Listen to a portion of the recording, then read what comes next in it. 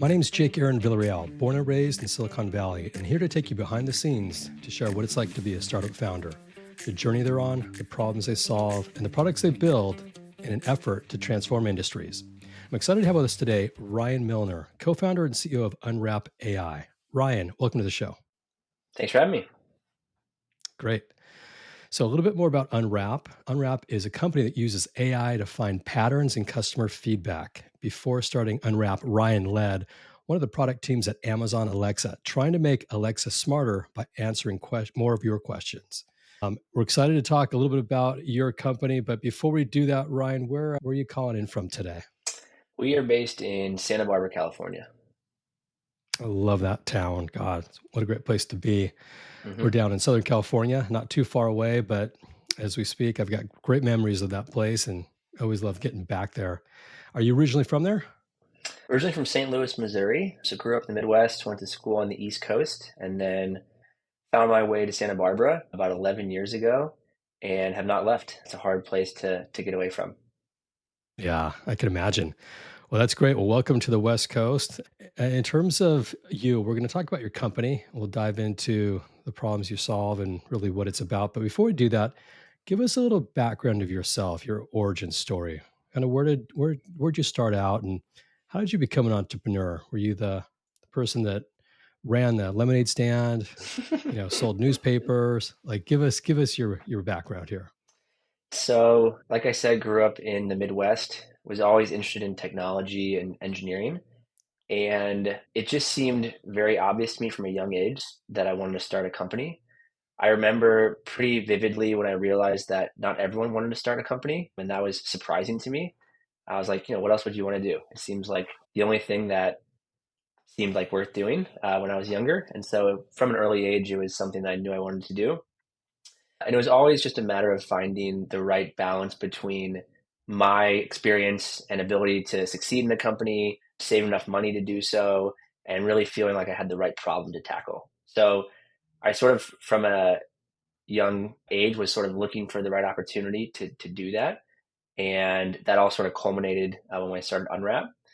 Before that, I always did enjoy sort of building things from scratch. And I had built a number of different odd, side projects and tools. Some worked well, some less so, but learned a lot through that. And then again, was sort of biding my time until I felt like I had all the right ingredients to really succeed at a larger venture.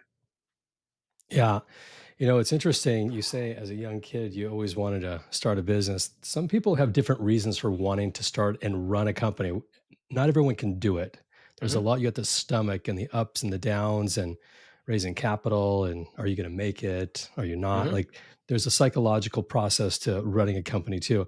For you, what's inside of you that really feels like you feel like you need to have your own company, have to be the leader of your own story? I think a couple of things. I think first off, there is nothing more exciting to me than going from zero to one. So I get really energized and excited by taking, an idea and actually building it, whether it's a software product, a physical product, a team, a culture, anything like that. And to me, the ultimate manifestation of that is a company. And so, if I'm going to dedicate a lot of years and hours to my, professional career, I want to focus that on what I think is the most exciting. And to me, that's the ultimate zero to one, which is starting a company. So it's more about that as opposed to like needing to be the leader or anything like that. I think I'm really excited to be a co-founder. The CEO piece, isn't something that I need to do. I love working with smart people and being there from the beginning. That's what's most important to me. Yeah, that's great. When you think about opportunities, you don't always know what you want to build, but I think you have to start with what the problem is you can help solve. hmm So, talk to us a little bit about Unwrap and what problem did you identify that you felt that you could build a business around this? Yeah. So as I mentioned, I sort of always knew I wanted to start a business. It was looking for the right ingredients, and there was two pieces that were really important to me. One was having a problem I had personally faced. So some other entrepreneurs are really good at identifying a problem that they have no familiarity with and going into a new market and solving it. I think I'm less good at that. For me, I'm energized and motivated by problems that I have personally faced. And so that was one thing. Second thing was I had to really love the technology that we were using to solve the problem. I, I'm a tech guy. I love researching and learning about tech, and so I needed to have a problem that I had experienced solved with what I thought was really interesting tech. The reason I wanted to have both of those is this is a long journey, as you know. And so to be able to stay motivated for, 5, 10, 20 years, I wanted to be able to make sure I had those two things in place. Both the technology piece and the problem piece, I realized at Amazon. And that's, after I left Amazon, that's why I decided to start Unwrap. The technology piece was the natural language processing. So this is a form of AI that understands and produces language. And we learned a lot about that at Alexa, and I was really passionate about this technology and still am today. The problem piece was around identifying patterns in customer feedback. So as a product leader, one of your most important jobs is to create the roadmap for any given product in software, in hardware, etc. And that process requires listening to your customers. And at a product of scale like Amazon Alexa, it's actually really difficult to listen to all your customers. And so when it came time to set the roadmap, it was just very anecdotal. We would look at a Reddit post or a tweet or a support ticket and really use that along with other signals to help influence the roadmap. My insight was, can we actually use this technology to holistically look at all this customer feedback? So all the support tickets, all the social media posts, all of the phone calls, and build basically a dashboard of the top trends from customers. And if you could do that, you would build a product that customers loved more. They would use it more often, stay more engaged. And so that was the initial problem that we were hoping to solve. Why is that space important to you? So I love, like I mentioned, building products. And I felt like the connection between the builder and the user is not as tight as it could be often. And so the idea to me of helping all builders connect more with their users is super motivating because we use products all the time. And to be able to get in touch with someone building the product, let them know my experience and have them move it in a direction that makes it better for me, that to me is a really exciting challenge that is very widespread. I mean, this applies to a ton of different tools and products that you use, and tightening that relationship to me is really exciting, and that's what we're trying to do at Unwrap. That's great. So many times you have a problem with the product, whether it's a technology product or something else, and you might not call in to support to get it fixed, Hmm. but you might post about what frustrates you about that product. And as the owner of that product, you don't always hear it. You don't always Exactly. hear what the customers are saying. But if there is a way to capture that and to streamline it, optimize it, and give you a report on a Hmm. daily, weekly, monthly basis, whatever it is, that helps really what your product designers and developers are trying to do already, which is to survey your customer base, Yep. understand what you're doing, what you could do better. If that saves them time, targets exactly what a customer needs, and Hmm. improves your product, that to me sounds like a great solution. What's the competition in the market space look like for you before you started this with this idea, which I think is Hmm. great? Hmm. Are there other things out there that companies or product people typically use, or is it really just more surveys and manual process? Yeah, I think when you're starting a business, competition is an important factor of that. I think my experience is there's sort of a sweet spot in what you look for if you're going to start something. If there's no competition at all, to me, that's honestly a bit of a red flag. It's like, why has no one else tried this? Why has no one else thought of this? And so that's a Right. signal that it might not be a big enough or a valuable enough problem. So that's something that, I think to look out for. And then if on the flip side, if there is so much competition where you have, hundreds of entrants and it's hard to distinguish between them, also harder to break in, harder to differentiate yourself. And so this was one thing that we looked at obviously when starting Unwrap, and I think there is a healthy level of competition, and it's been growing since this technology around NLP and ChatGPT has been growing. But I wouldn't say that there's a clear winner in this space, and I think it's ripe, to have someone emerge here as the winner. There are, in my opinion, two categories of competitors in this space. You have the legacy companies that have been doing sort of feedback collection and management for a while, like the Qualtrics and Medallia. Then you have sort of this newer wave of folks like Unwrap who are smaller, scrappier, and using different technology typically. So a couple categories, but again, I don't think there's a clear winner yet in this space. When you started building this, it was really before ChatGPT came mainstream and everyone knew that, hey, there's an opportunity to use technology that can disrupt a lot of industries. You're really building before that Hmm. came to the world. What's changed now since that's come into play from how you're building your product and how you're maybe looking at the roadmap going forward? Yeah, it's a really good question. So one of the reasons that I was fascinated with the technology to begin with was it was clear to me that there was going to be some major breakthroughs here. So at Alexa, we worked on this technology a lot, and it was just very clear how quickly it was getting better. And I wanted to be a part of that. So that was one of the reasons we focused on a problem using this technology. It was not, I mean, couldn't have predicted ChatGPT and what that's done to this space and how widely it's been adopted. But for us, it's been great. The main reason it's been great is because it has made our product more accurate and cheaper. And so the technology that powers ChatGPT and other large language models, we've been able to adopt into our product. There are more solutions every few months in this space, and so prices typically go down, quality goes up. And so for us to be flexible enough to identify and adopt these technologies into our platform, it has made our offering much better for our customers and more affordable. So it's been a really important part of our growth. Yeah, makes total sense. I think you're in a great space and a great time to be building this. When you look at your customer base and you look at your go to market strategy, oftentimes it's getting the product in front of the right people that want to buy it, use it, and see the benefit. Who are you selling to when you talk to anybody within a company? Who's your target? Yeah, I think one of the blessings and the curse of this company is that it's a really wide market that is could use this product. So if you think of companies that get customer feedback, you have B2B businesses, B2C businesses, you have hardware companies, software companies. So there's a lot of different profiles that we could go after. I think that's great because the total addressable market is very large. It's harder though to focus at times. And so what we've really focused on is two roles at a given set of companies. So the two roles are product leaders, so product managers, CPOs, VP of product, and support leaders. So head of support, customer experience leads, things like that. We found that those two roles are closest to customer feedback.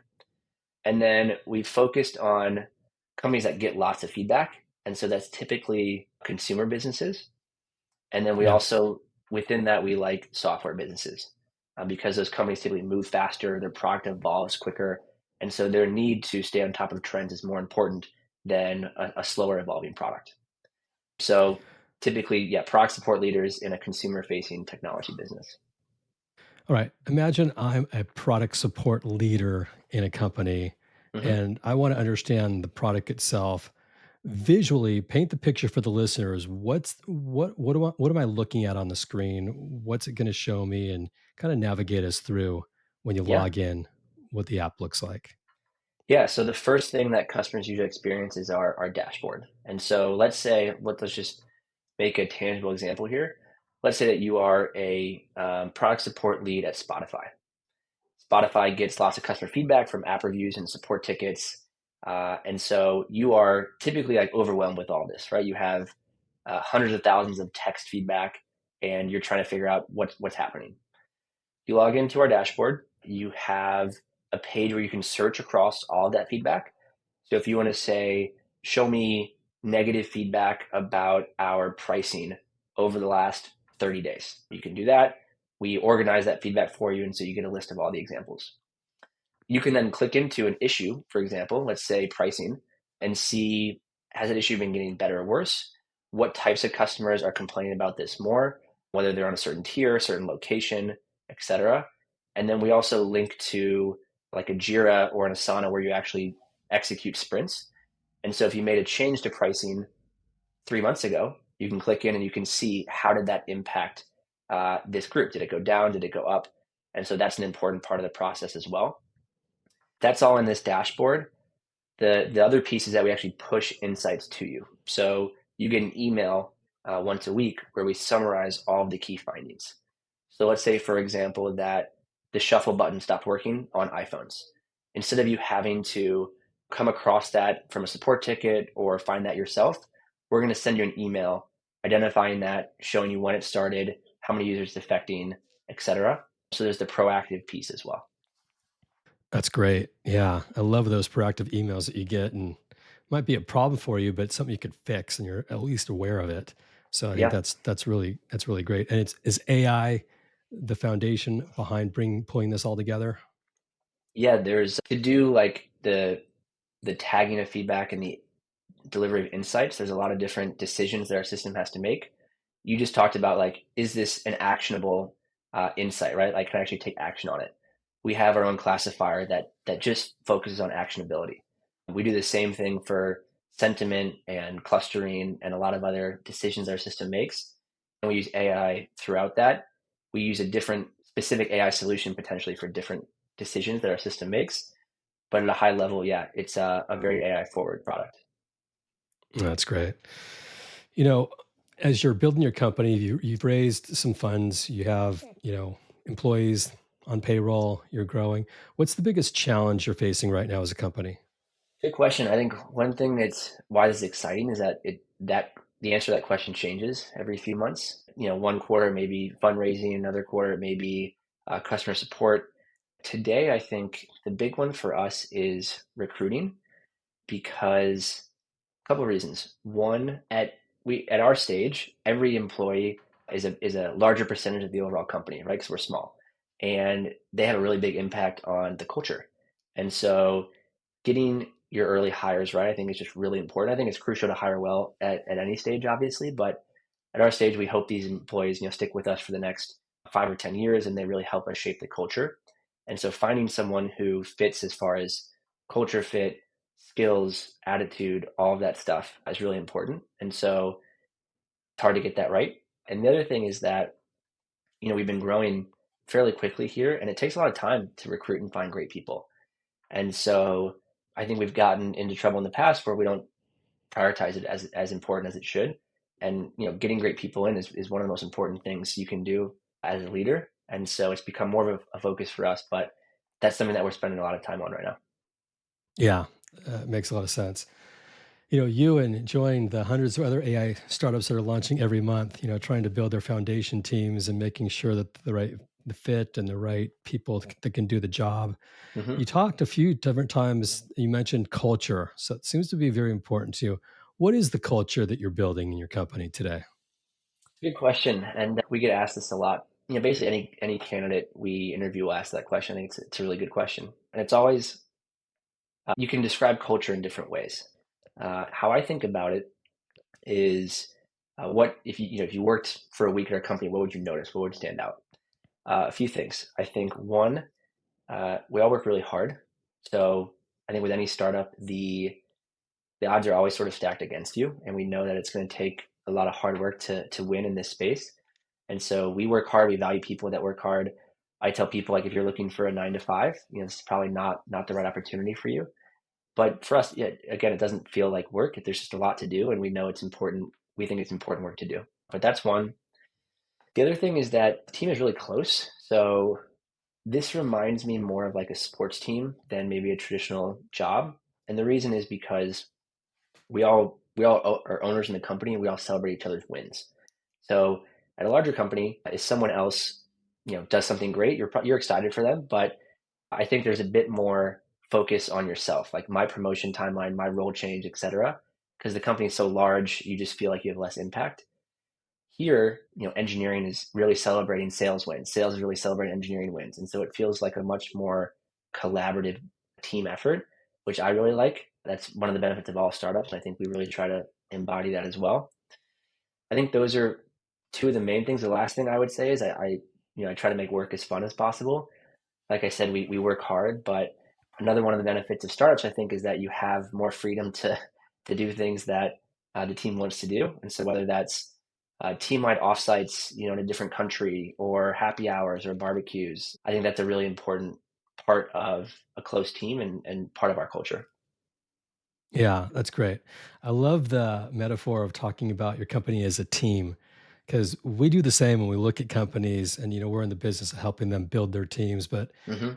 if you think about it, any good team that's out there usually has a good strategy. They also have a good leader. Mhm. That can be a coach, could be a guide, trainer, whatever you want to call it. A lot Mhm. of times they have also a playbook that they use that helps them execute their business or executes them hiring the right people. And it's about putting the right people in the right places on your team to win.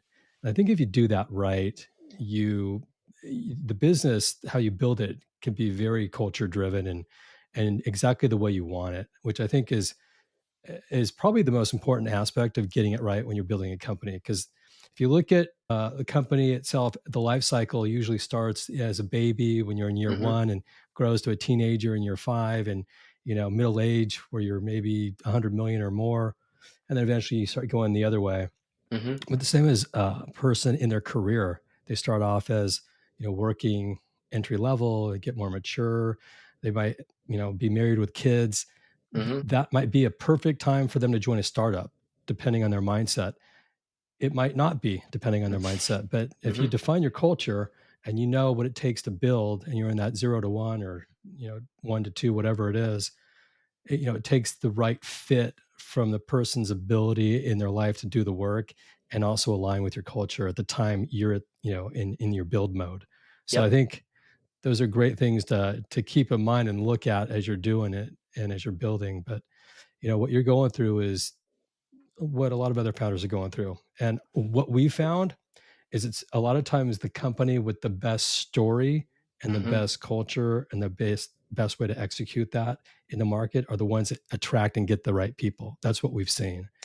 Yeah, So it makes a ton of sense. And one thing that we've done recently that has helped in that same vein is we are mainly in person. So we have an office and we want people to be in person.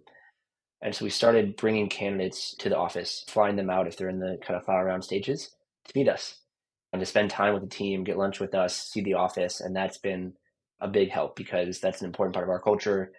I think joining any company, especially a startup, is a big leap. And so feeling comfortable with the team, getting to know them and spend a day with them, I think is an important part. It's not, the most economical, but it's really worth it, I think. yeah, that's great. We're talking about bringing people on board to a company and a startup. What advice do you have for, say, the younger generation that's a recent graduate coming into the workforce?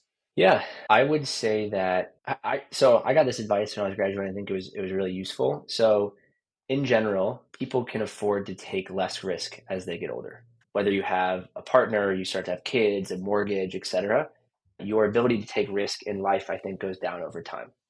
And if you agree with that, I think there are certain opportunities that you would look for right out of school that maybe you wouldn't look for later in life, and it makes sense to do that. One of those examples I think is working at a startup. So startups are a bit riskier, they're typically lower pay, higher upside potentially, but require more work. And all of those things lend themselves to me to taking a job at a startup right out of school. And so if you have the option of, let's say, a larger company, a smaller company, I encourage recent grads to always look at the smaller company. The main reason is that I think your ceiling and your ability to grow at that small company is higher. You're if you're going to put in a lot of work and really stand out, you will move up faster in a smaller company than a larger company. Larger company typically has more process in place. They like to move people up kind of in the same progression. And so if you're ambitious and you're looking to really make an impact, I would encourage you to go work at a smaller company and be able to take on projects that you would never get to take on in a larger company just because there's no one else to do it at a smaller company. So that's, I think, one general piece of advice. Yeah, that's great. So for all the UC Santa Barbara students out there that are graduating or recent grads, you Exactly. know where to go. Go to Yeah. Ryan's company, and you never know where it ends up taking you. But that's great. I think it's wise advice. I agree with that as well. Where as you get older, you're going to take less risk because if it fails, you're in a bad Yep. position. Definitely. Whereas that first 3 to 4 companies, really in your career, you can swing the bat and you just might 100%. knock one out of the park. Talk about the company itself. You started 3 years ago, roughly.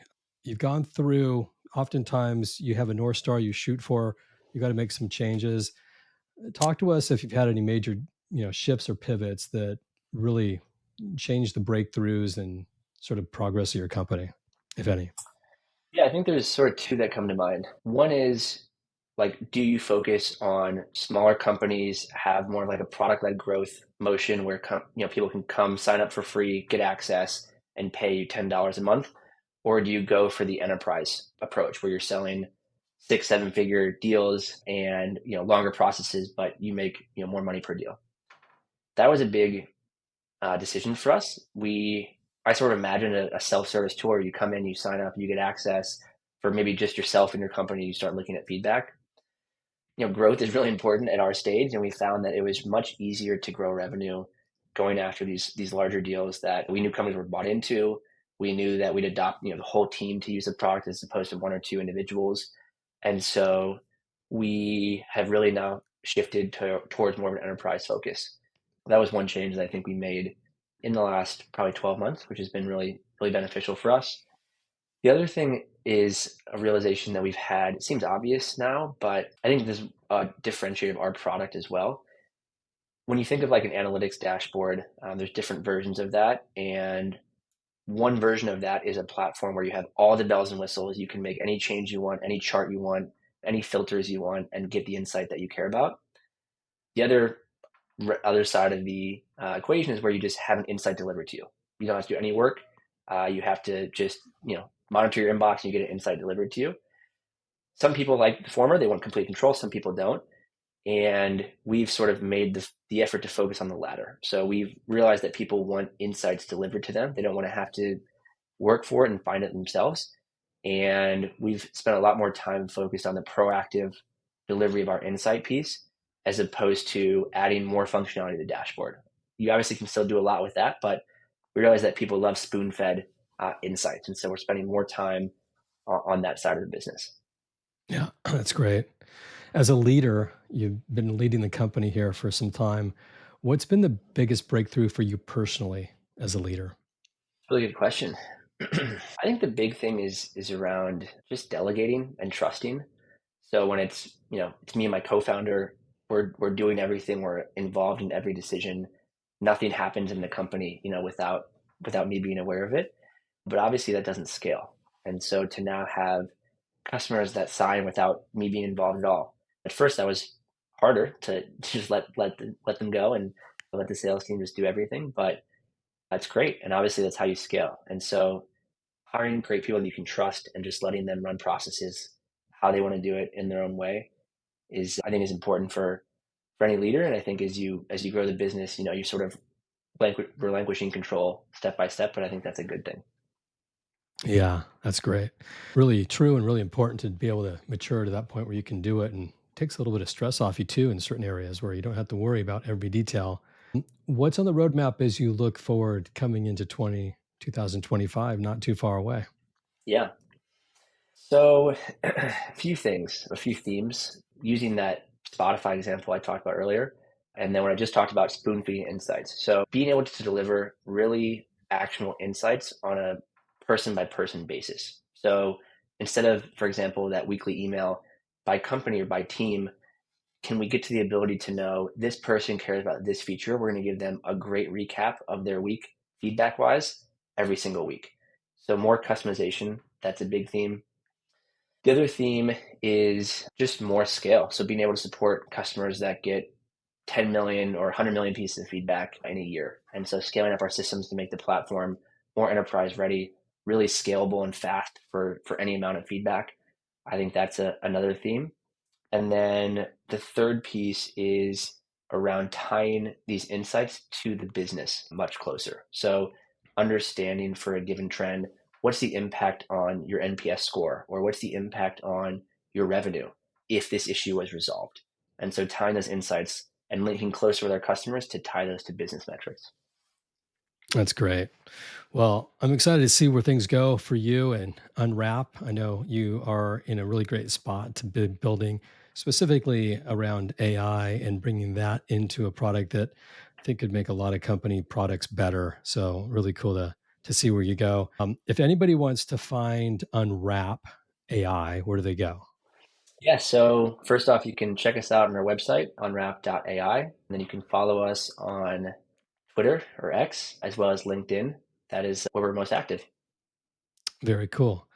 And if anyone wants to find a job and apply, can they go to a careers page? Do you have something listed there for them to see your priorities, what you're looking for? Definitely. On our website, unwrap.ai, we have a link to our careers page, and we always have our open roles there. And so check us out on the website, click on careers, and there you go. Very cool. All right. Well, Ryan, I want to thank you so much for coming on and sharing your story, and for the listeners for listening on this Friday. It means a lot to us. My name is Jake Aaron Villarreal. I'm the host of the show, and signing off for now. I can't wait to catch up with you all in the next episode. Until then, take care. Before we wrap up, I want to give a big shout out to all the entrepreneurs that have joined to make this podcast possible, and for all the listeners for listening. It means the world to me that you chose to spend your time with us today. I'm your host, Jake Aaron Villarreal, signing off for now, but can't wait to connect with you all soon on the next episode. Take care. This show is sponsored by Match Relevant, a company that helps venture-backed startups find the best people in the market, and they do it in 3 simple steps. First, they sit down with founders to understand their story. Second, they tell their story into multiple candidate channels. And third, they schedule interviews within 48 hours. Find us at matchrelevant.com to learn more about how we do it.